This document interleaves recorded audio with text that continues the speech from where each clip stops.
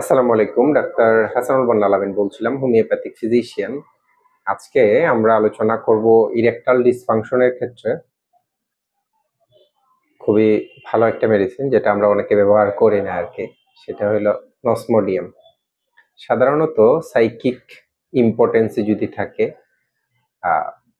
যেমন রোগীর মধ্যে একটা ভয় কাজ করে, যে আপনার কাছে যখন আসবে তখন আইসা আপনাকে বলবে, ডাক্তার সাহেব আমি মনে হয় পারবো না।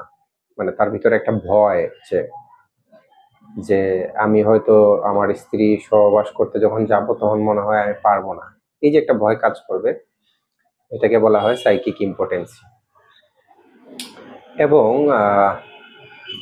অনেক ক্ষেত্রে দেখা যায় যে পেশেন্ট আপনার চেম্বারে আসার পর যখন সে প্রবেশ করার পরেই সে বলবে, ডাক্তার সাহেব আমি তো বিবাহিত, কিন্তু আমার মনে হচ্ছে যে আমি হয়তো আমার স্ত্রীর সাথে যখন সহবাস করতে যাবো আমি মনে হয় পারবো না।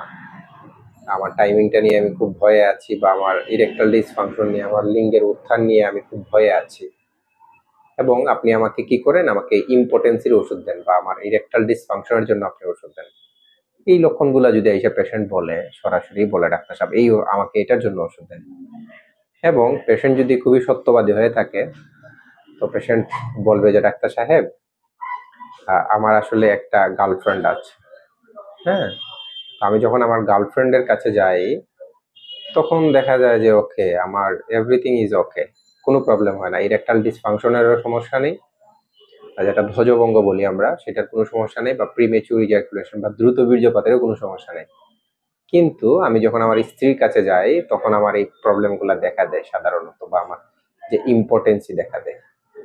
তো এইগুলো যদি আইসা পেশেন্ট আপনাকে বলে, পেশেন্টকে অবশ্যই আপনি অনসমোডিয়াম প্রেসক্রিপশন করবেন এবং সেবন করতে দিবেন। দেখবেন পেশেন্ট খুব দ্রুত সময়ের মধ্যে আরোগ্য লাভ করবে। তো আজকে এই পর্যন্তই। ভিডিওটি ভালো লাগলে অবশ্যই লাইক, কমেন্ট এবং শেয়ার করুন। আর আপনারা যারা ইরেকটাল ডিসফাংশন বা প্রিমেচুর ইজাকুলেশন, সাইকিক ইম্পর্টেন্সি যাই বলেন, এটার জন্য যারা আপনারা চিকিৎসা নিতে চান দেশে এবং দেশের বাইরে থেকে, আপনারা স্ক্রিনে দেওয়া নাম্বারে আমাদের সাথে যোগাযোগ করতে পারেন।